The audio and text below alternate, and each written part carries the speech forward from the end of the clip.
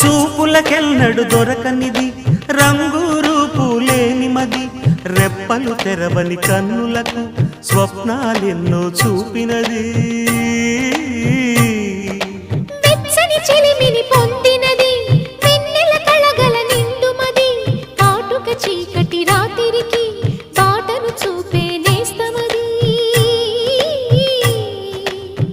చేతికి ఆదని జాబిలిలా కాంతులు పంచే మణిదీపం కొమ్మల చాటున కోయిలలా కాలం నిలిపే